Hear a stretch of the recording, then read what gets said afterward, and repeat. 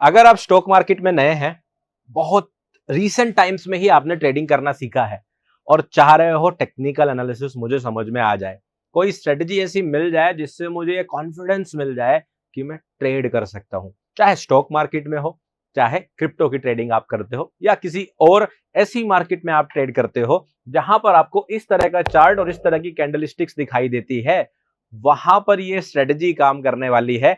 क्योंकि इस स्ट्रेटजी को मैंने तब सीखा था जब मैंने अपनी ट्रेडिंग जर्नी को शुरू किया था और ये वो पहली स्ट्रेटजी थी जिसके बाद मुझे कॉन्फिडेंस आया था कि यार मैं भी ट्रेड कर सकता हूं। तो अगर आप लोगों को एक ऐसी सिंपल आसान स्ट्रेटजी चाहिए तो आज वो मैं बताने वाला हूं। सिर्फ 5 से 10 मिनट के अंदर ये स्ट्रेटजी आप लोगों को बताऊंगा।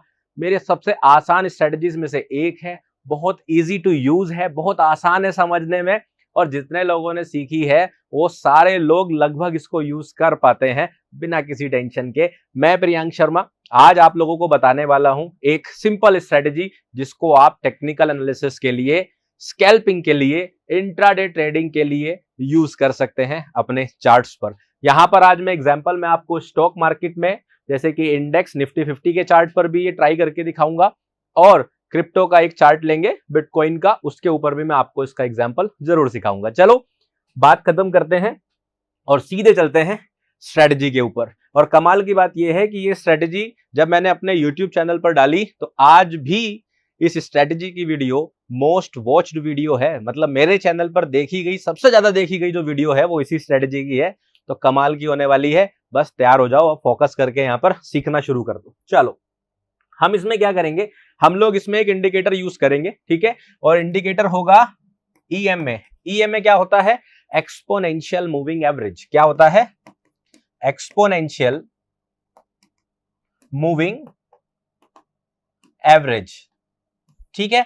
अब मूविंग एवरेज आई होप आप सभी लोग जानते होंगे, बहुत सारे लोग EMA भी जानते ही होंगे, है ना। नहीं जानते, एक मिनट में समझाता हूं।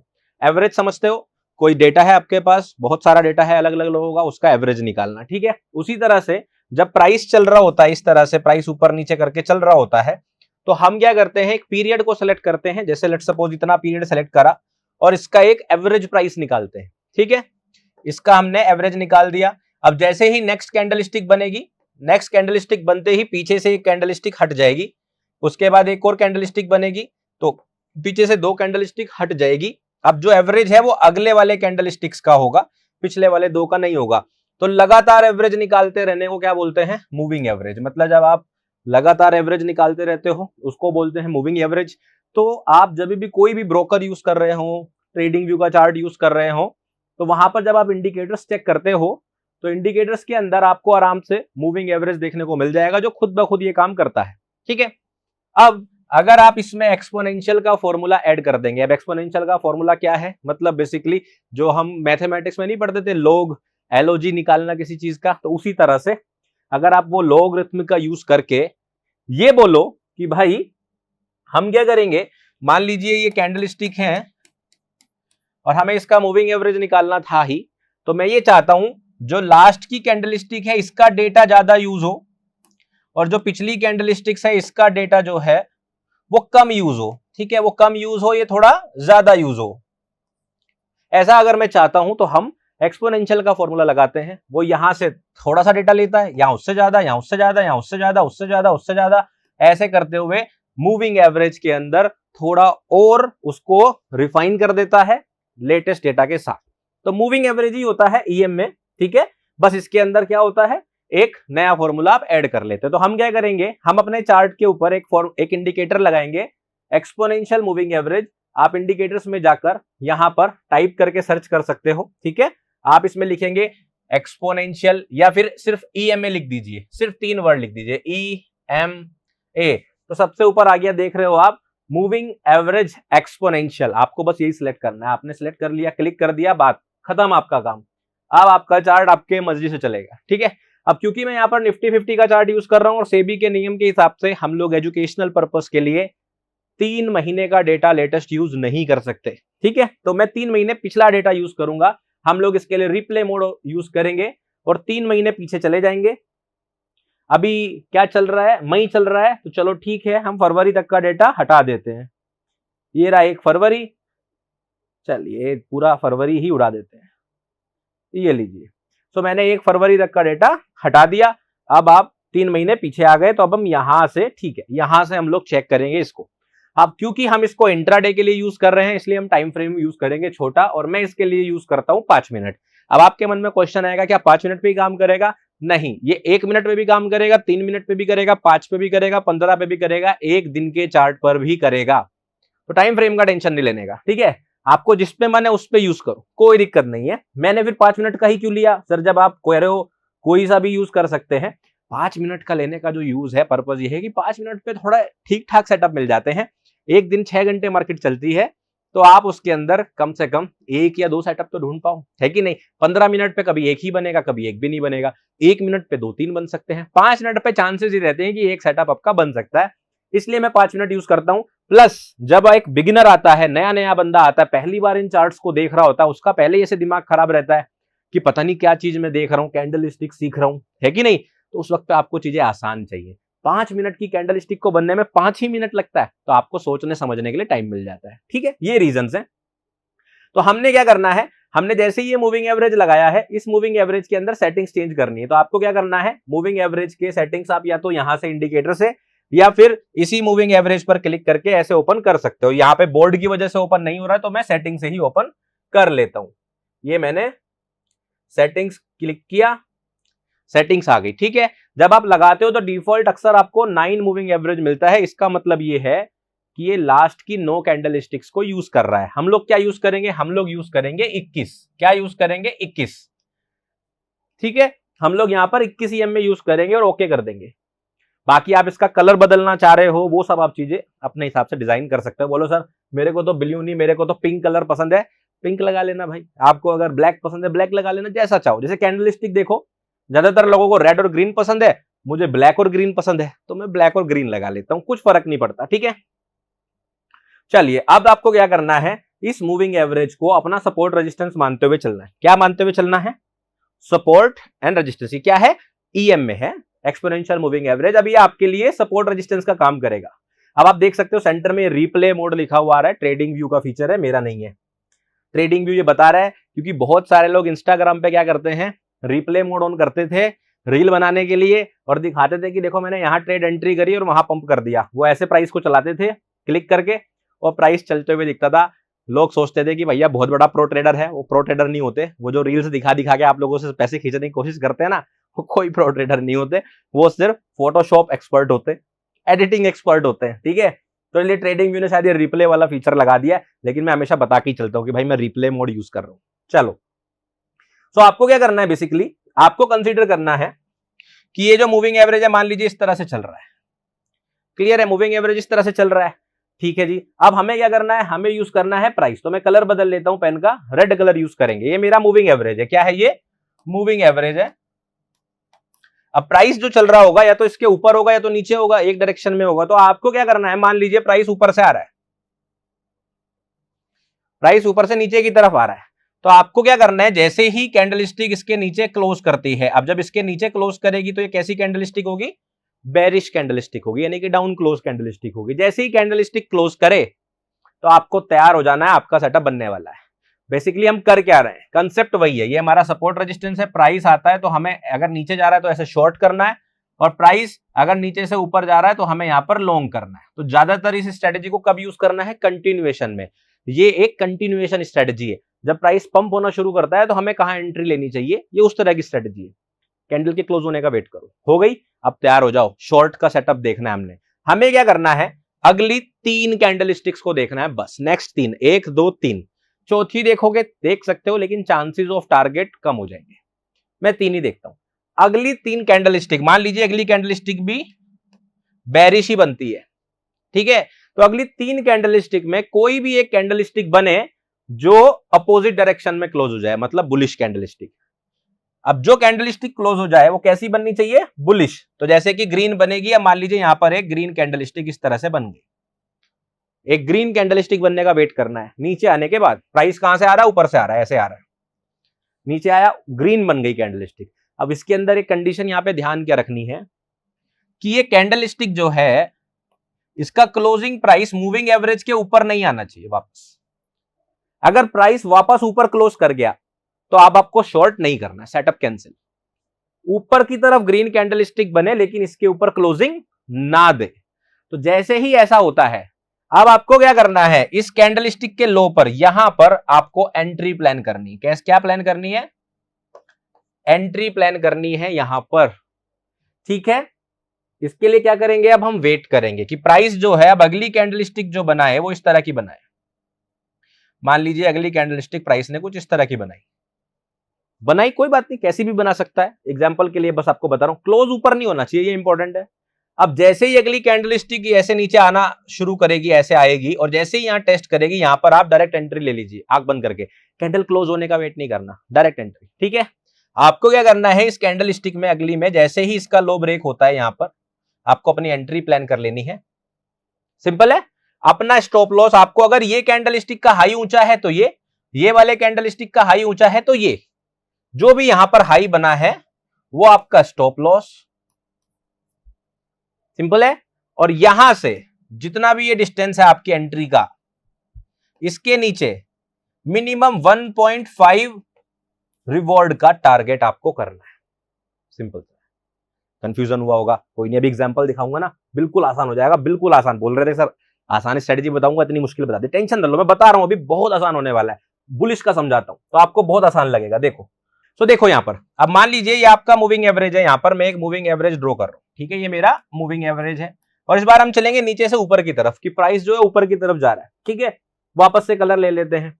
अब मान लीजिए पहली कैंडलस्टिक इस तरह से क्लोज होती है ऊपर की तरफ, बुलिश कैंडलस्टिक क्लोज होती है, जैसी क्लोज हुई आप तैयार हो गए लॉन्ग लेने के लिए। अब आपको क्या वेट करना है, एक कैंडलस्टिक का वेट करना है, वो कैंडलस्टिक जो ऑपोजिट डायरेक्शन में क्लोज हो, यानी कि ऐसी रेड कलर की, दूसरे कलर की, ये बेरिश कैंडलस्टिक होनी चाहिए। कंडीशन क्या है, इसके नीचे क्लोज ना हो, ऊपर ही रहे, ऊपर रहे।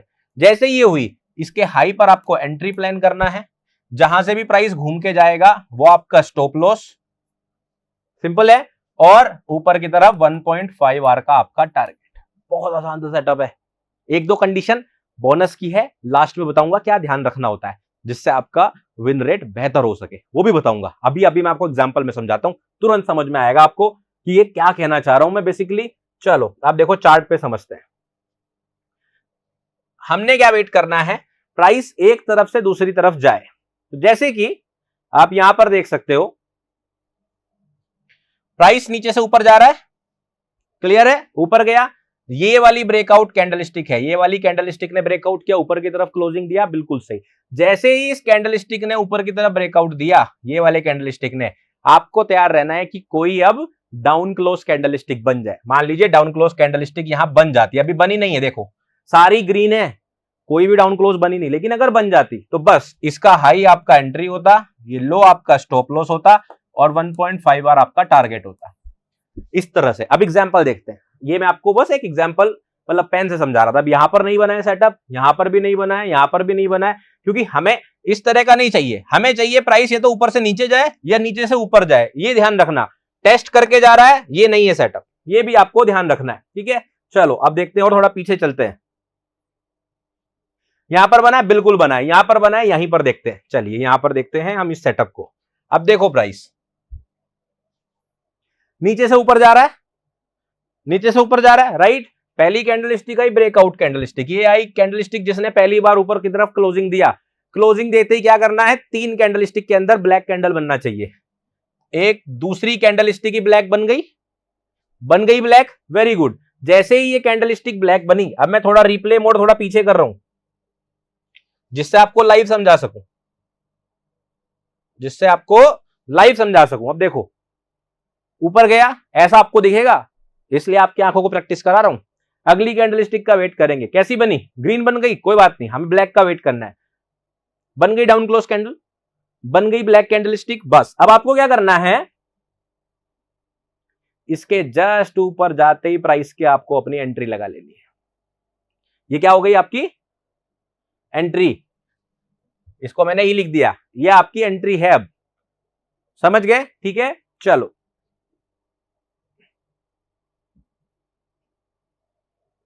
आ गई आपकी एंट्री, आपकी एंट्री आ गई। अगर ये आपकी एंट्री यहां पे आ गई, मान लो आपने 1-2 पॉइंट ऊपर नीचे 255 260 के आसपास आपने बाई कर लिया, स्टॉप लॉस क्या रहेगा, स्टॉप लॉस रहेगा आपका ये वाले कैंडलस्टिक के लो के नीचे, तो ये है 241। अब एक दो पॉइंट थोड़ा सा नीचे रख लेना, 240 238 के आसपास रख लेना स्टॉप लॉस। ये 239 हो गया, ये आपका स्टॉप लॉस, इसका लो ही आपका स्टॉप लॉस है, सिंपल। और मिनिमम 1.5 आवर का टारगेट रखना है। अब मान लेते हैं आपने थोड़ा सा ऊपर एंट्री लिया यहां पर, क्योंकि जब आप प्रैक्टिकली लेते हो थोड़ा टाइम लगता है, राइट। हालांकि जिनको 22 स्टॉप ऑर्डर यूज करना आता है वो 22 स्टॉप लगा सकते हैं, वो परफेक्ट एंट्री ले सकते हैं, ठीक है। मेरा स्टॉप लॉस क्या रहेगा, ये मेरा स्टॉप लॉस है, सिंपल है। मिनिमम 1.5 आवर का टारगेट, मिनिमम 1.5, ये मेरा पहला टारगेट क्या है, 287 का मेरा मिनिमम टारगेट, 287 ये मेरा पहला टारगेट है, ठीक है, लगभग। दूसरा टारगेट क्या करोगे, या तो पीछे का कोई हाई ले लो, या तो पीछे का कोई हाई ले लो इस तरह से, नहीं तो फिबोनाची के भी टारगेट यूज कर सकते हो, या फिर अगर आपको कुछ ना मिले तो रिस्क टू रिवॉर्ड 2 या 2.5, या ट्रेल करते चले जाओ, ट्रेल करते चले जाओ। ट्रेल कैसे करोगे, तब तक होल्ड रखो, आप अपना एक टारगेट तो बुक कर लो। देखो एक टारगेट तो आपको बुक कर लेना है, पहला टारगेट होते ही एक टारगेट तो बुक कर लेना चाहिए। जैसे ही आपका पहला टारगेट हो एक टारगेट बुक कर लो, एक पोजीशन बुक कर लो हाफ, बाकी को ट्रेल कर दो। ट्रेल कैसे करोगे, या तो स्टॉप लॉस यही रखो, या फिर वेट करो कि प्राइस इसके नीचे कब क्लोज होता है, जब इसके नीचे क्लोज होगा तब हम पोजीशन काट देंगे, सिंपल सा है, ठीक है। चलो देखते हैं,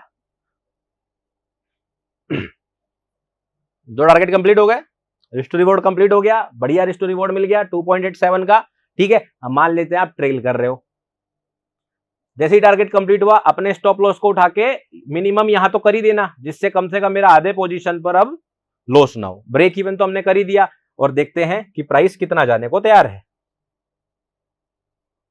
ऊपर चला गया।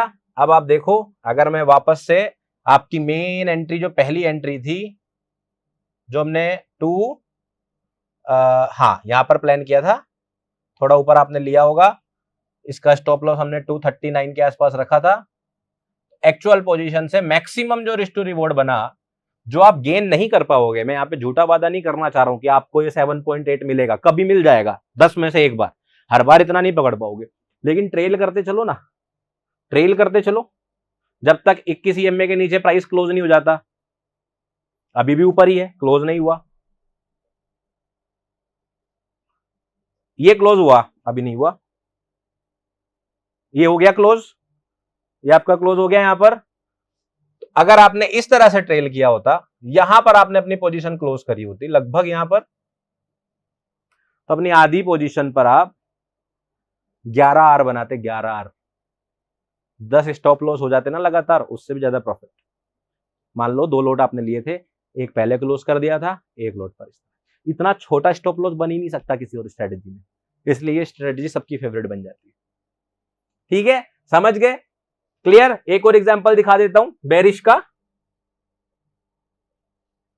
ठीक है, कोई बेरिश का एग्जांपल मिल जाता है तो। अब देखो ध्यान ये रखना, ऐसे में स्टॉप लॉस मत कर लेना, ज्यादातर स्टॉप लॉस कहां गलती कर जाते हैं, यहां पर। ये आया नीचे, क्लोजिंग नीचे हुआ, ग्रीन कैंडल स्टिक देखो वापस ऊपर चली गई, तो यहां सेटअप नहीं बनेगा।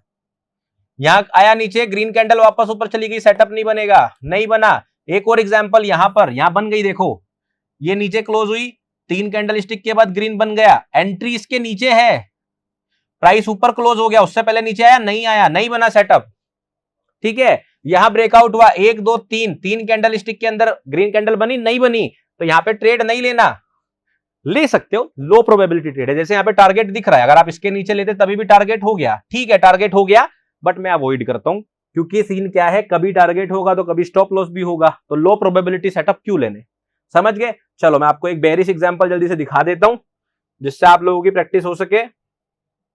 यहां पर देखो, यहां पर आपका स्टॉप लॉस हो जाता, ठीक है, इसे बचाने के तरीका भी बोनस पॉइंट में बताऊंगा। ये देखो क्लोज नीचे हुआ, हो गया, एक कैंडल स्टिक अगली ग्रीन बन गई, इसके नीचे आपने एंट्री लेनी है,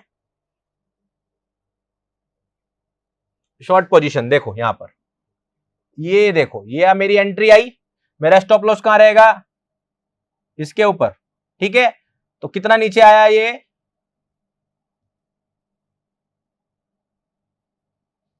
पूरा 1 आर आया, 1.5 नहीं आया, 1 आर आया, यहां पे स्टॉप लॉस हो जाता, लेकिन स्टॉप लॉस होता नहीं। क्यों नहीं होता वो बताऊंगा।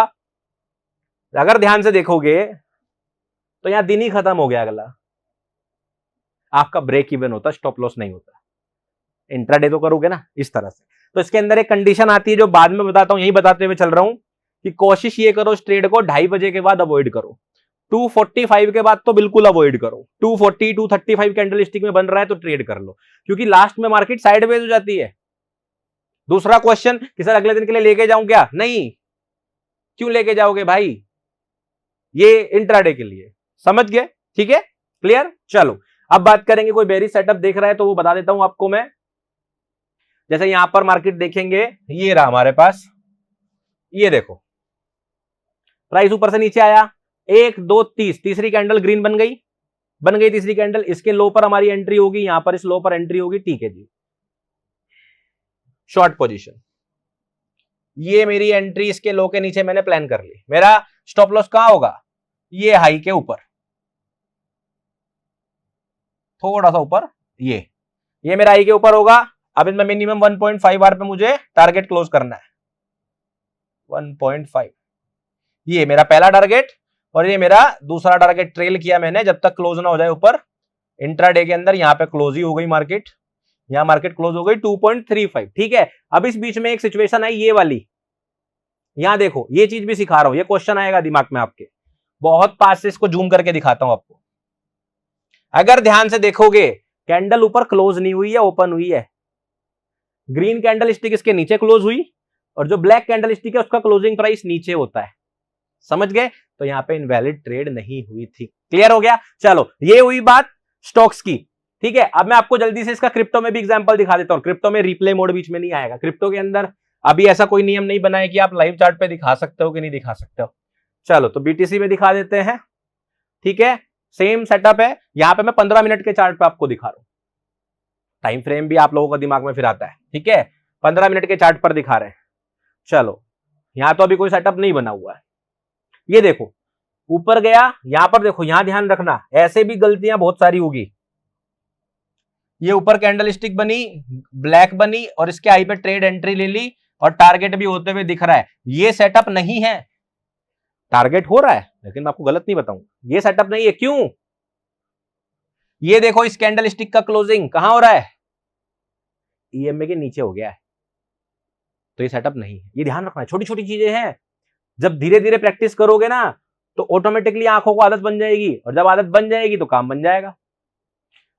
चौथी कैंडल बन रही है, टारगेट भले ही दिख रहा है, ट्रेड नहीं करना, पहली 3 में करना, बाद में करना चाहो कर लो। देखो मैं मना नहीं कर रहा हूं कि आप नहीं कर सकते, बस प्रोबेबिलिटी थोड़ी सी लो रहेंगी, या प्रोबेबिलिटी लो रहेंगी तो फिर चांसेस वही है कि आप गलती कर बैठोगे। यहां देखो, यहां बन रही है ट्रेड, ये देखो आप, प्राइस ऊपर से नीचे क्लोज हुआ, ग्रीन कैंडल स्टिक बनी नीचे, इस ग्रीन कैंडल स्टिक के लो पे हमने ट्रेड प्लान कर ली। ये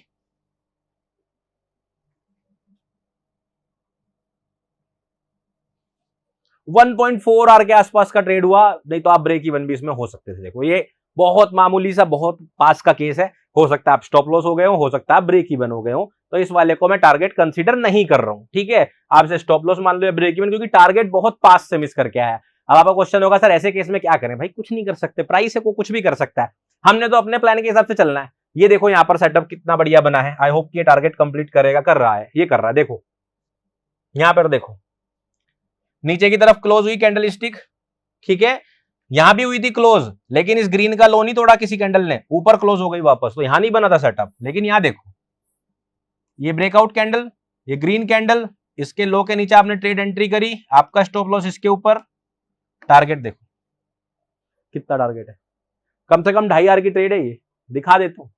नहीं तो बोलेंगे कि जिसमें पास का होता उसमें दिखाता नहीं, 11 आर वाले में टूल वूल लगा के सब दिखाता है आदमी। देखो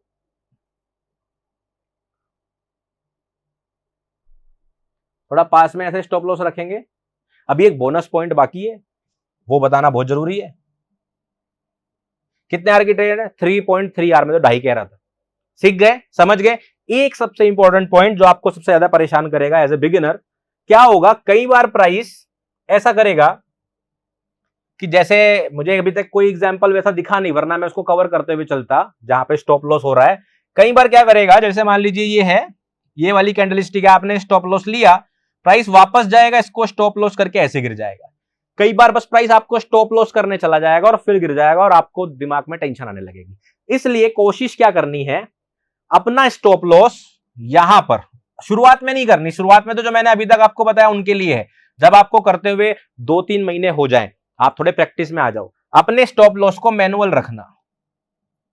मैनुअल रखने का मतलब यह है कि यहां पर अगर प्राइस वापस ऐसे आता है तो आते ही क्लोज मत करो, कैंडल के क्लोजिंग का वेट करो।